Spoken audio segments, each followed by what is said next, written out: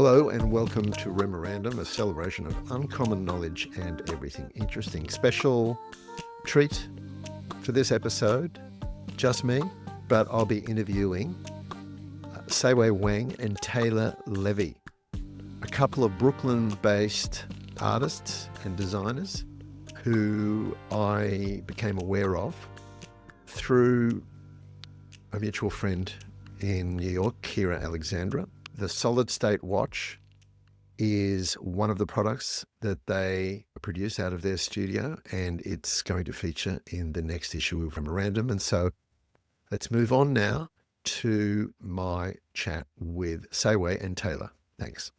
I went to Pratt, Taylor went to Vassar, and we met at ITP at NYU.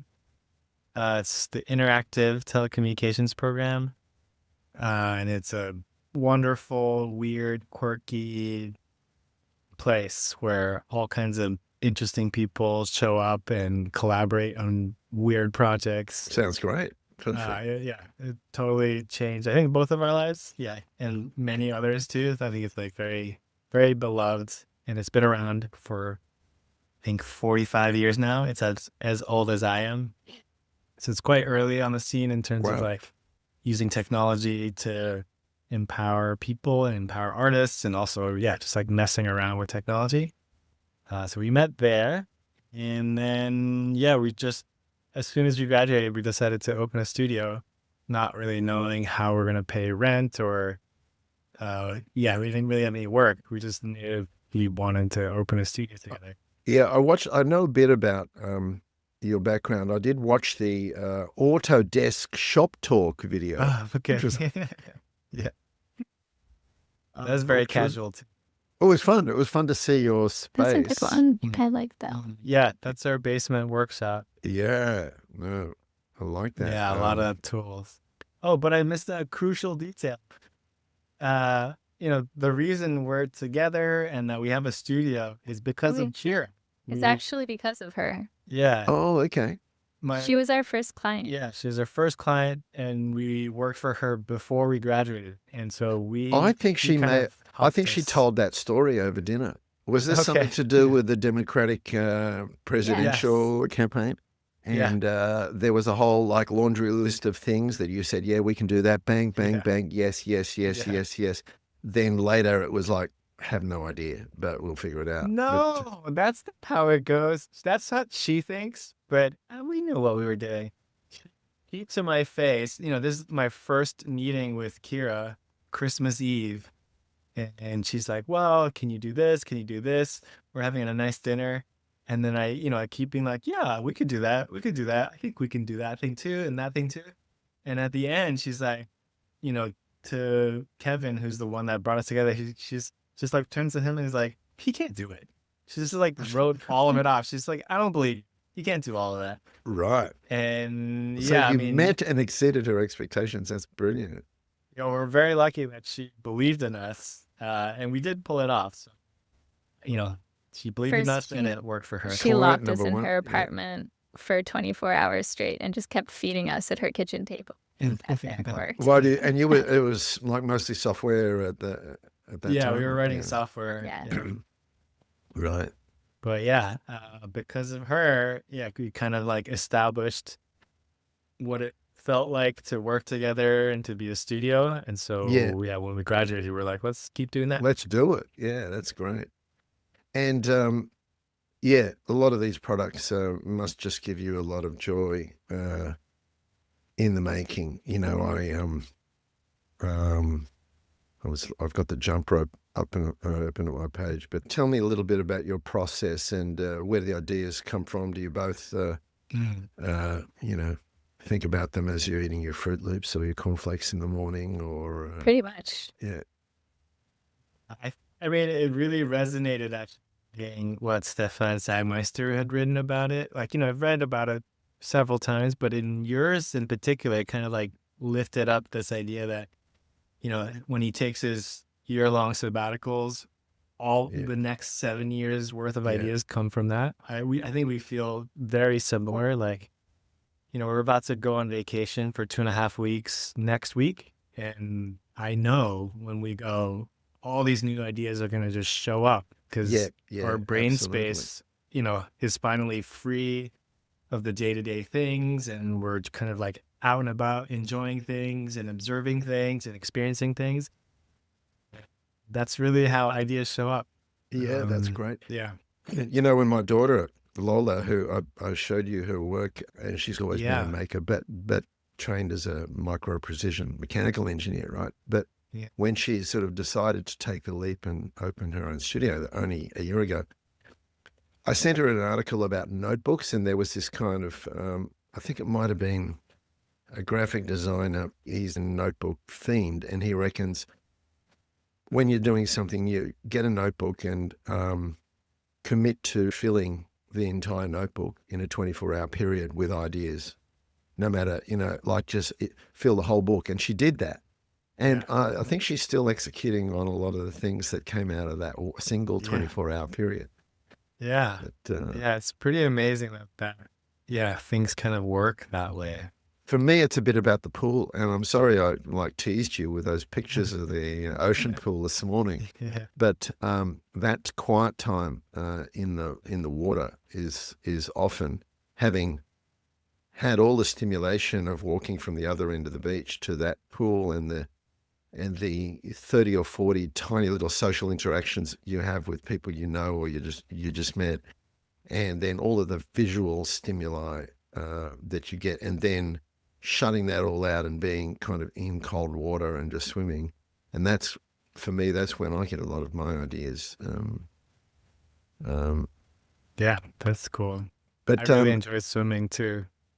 So yeah, what are your, give me 3 favorite projects, not the solid state watch, because we'll end on that, but okay. talk me through like your faves. What's a Taylor? I think one of my favorite projects, it's something that we use. It's just nice because I use it all the time. But I would say pen type C and also pencil type C. They're these really thin. Yeah, I'm going to have them. I'll put them up on the screen so we can see them. But I'm looking at pencil type C and pen. Yeah, go on. Yeah, and we're not really pen. We do make several writing implements, but we never really set off to be a pen design studio. But there's sketching and drawing is such a big part of our creative practice, and the convenience of these, having them either clipped to a shirt or in your notebook whenever you need to write something is and like, the fact that they're flat they're makes them they're flat. They become like very easy to access. They're always there. Because I have an issue with my pen because it's not flat, and here it is clipped on my top of the t-shirt. It's been the same for like 35 years. It's an AG7 Fisher space pen. So it's one of those kind of in the weightlessness of space, but it always goes there. And, if I leave home without it, I'm absolutely disoriented. I just can't, if I don't have a pen there. And the pencil, you can just buy that lead off the shelf, or what's the, Yeah, it's compatible with just regular 0.5 millimeter lead. Yeah, great. You could swap the cartridge too if you want different thickness lead. And in terms of compatibility, and the guy on the Autodesk video was raving about his little knife, or you were talking about the little knife. That's probably one of your favorites. Equivalent to your with the pen and pencil, like the blade, and maybe your relationship with your pen too. Like I have that blade in my pocket all the time. Smartest. And it's really old, useful in so many surprising Can you ways. just demonstrate it in there? Right. Yeah. This one has a hole in it. Very. Yeah. It's like this. So we have these custom 18 millimeter snap off blades with these notches on top. Which makes so it so that you had to get those. It locks. Right. So you could put like a normal blade in and just hold it, which I do anyways, so you can hold it with your thumb while you're cutting so it doesn't flip around. But the goal with this when we started was just to make something with no moving parts. Yeah, totally reduction. Because yeah, so most blades have at least like a, something that locks, a mechanism, many parts. And we just started experimenting with trying to not really solve it, but just like figure out if there was even a way to make this with no moving parts. Yeah, And yeah, we landed on something, you got it. and it works quite well. Yeah, great. All right, so that's anything else before we get to the watch that's that when an order comes in, you go, oh, great, I'm really looking forward to, whipping one of those up. Yeah, what else is good? I would I don't know. probably say Time Since Launch is one of our Yeah. other favorite projects. Yes, that's also very prosaic. Yeah, it's one of the weirder, more interesting. It was the first time we launched a product that was really more of an art project. And we really didn't know at the time how it would be received and how we would be able to communicate something like that because it doesn't really fit in an existing category. It's not like selling a pen or a clock or a blade. It's like kind of its own thing. And I can explain it so people aren't confused. Yeah, so essentially what it is, it's a single-use long-scale launch clock. So you pull a pin and it counts seconds, minutes, hours, days, all the way up to 1 million days, which is over 2,738 years, I think. And a lot of people use these when they get married or if they have a baby. We sort of like this idea that you can designate any moment that you pull the pin as your own personal epoch. And it's a way of taking ownership over long-scale time in a way that isn't handed to you, but in a way that you could create with yourself or with a small group of people. Yeah, it's beautiful, absolutely beautiful. And you know what? It's the opposite of, I have another friend in Paris. His name is Francois Scali, and he designed a clock for the Cointreau Foundation that counted down the seconds to the year 2000, which got installed like in the late 80s in front of the Pompidou. And, yeah. Yeah, it was called the Génitron. And in fact, I wrote a story about this for the REMORANDOM Substack this week called the year 2000, because it's like the year 2000 came to represent the future. Right. For such a long time. Like when people were doing long-term planning, 8 years before the plans were 8 years long, 3 years before the plans were 3 years long, people just couldn't think beyond the year 2000, right?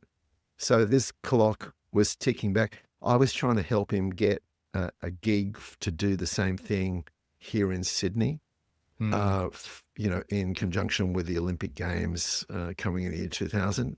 It never happened. But the smart thing he did was at the 11th hour, he negotiated with Cointreau. He got paid something to, do the installation, but there was a unit at the base of the clock that spat out a postcard time-stamped with a number of seconds to the year 2000.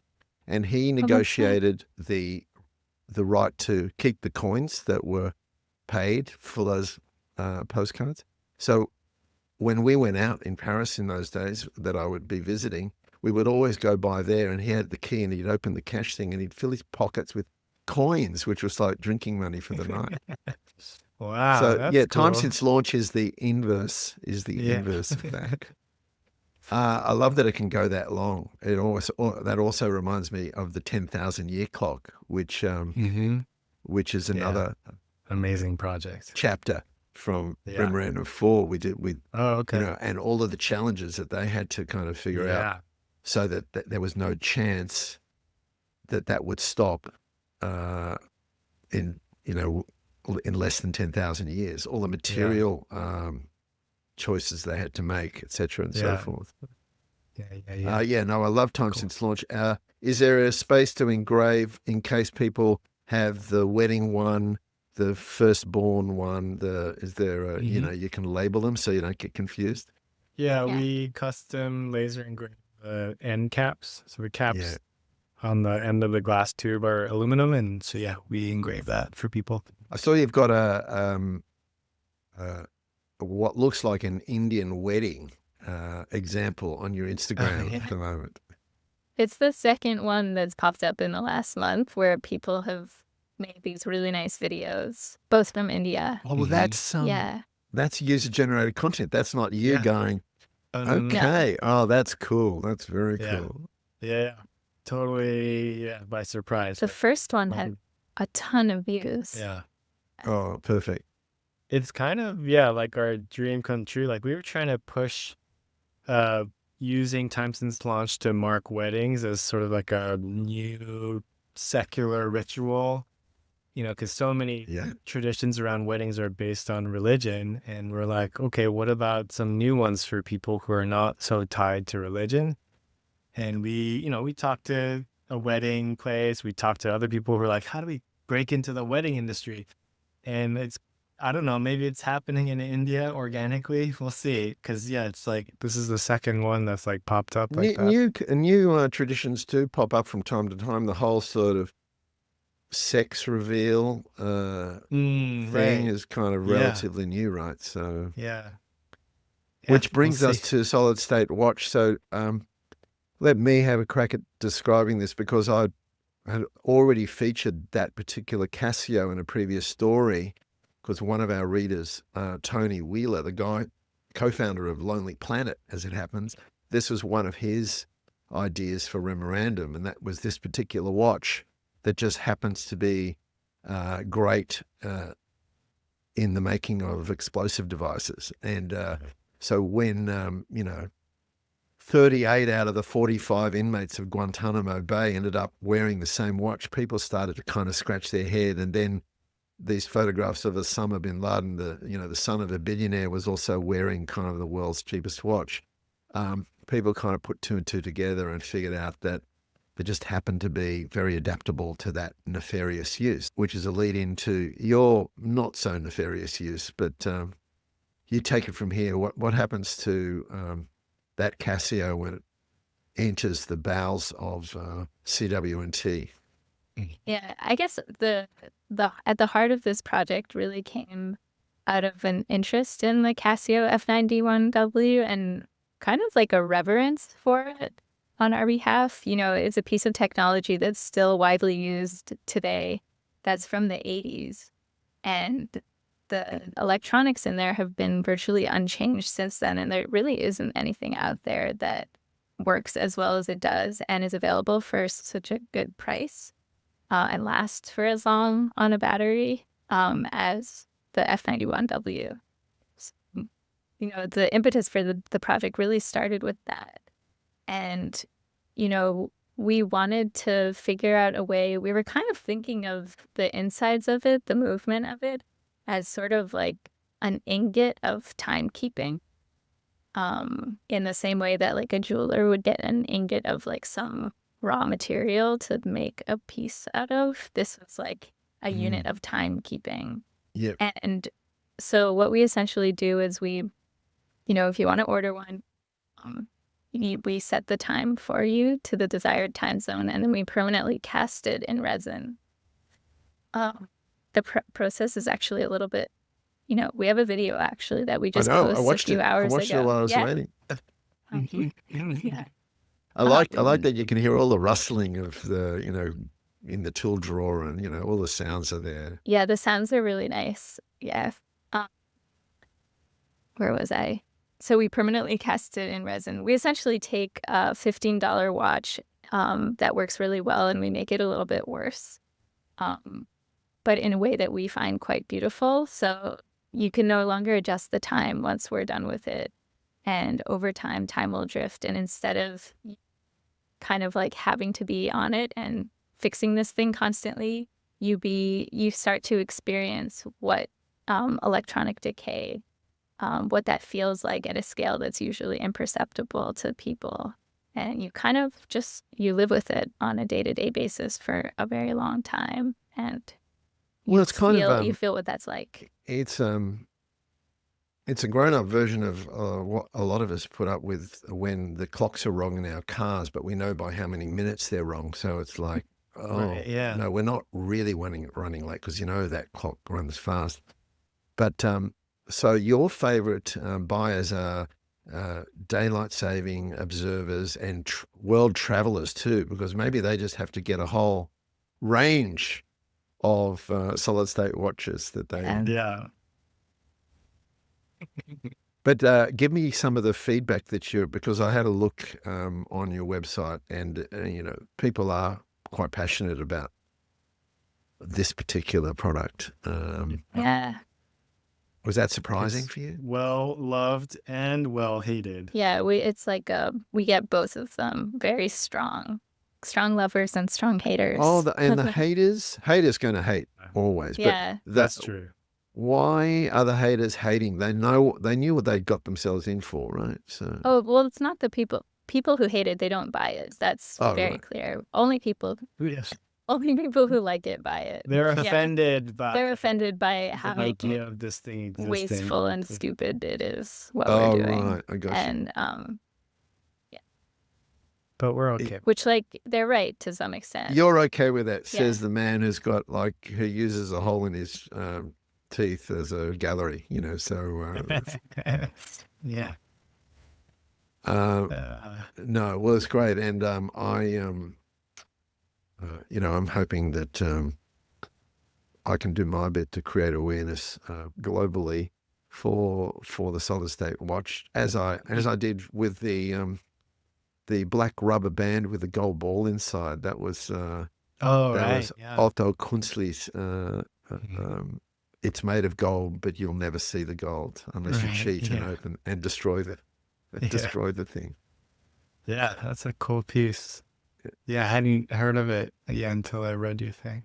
Yeah, no, it's nice.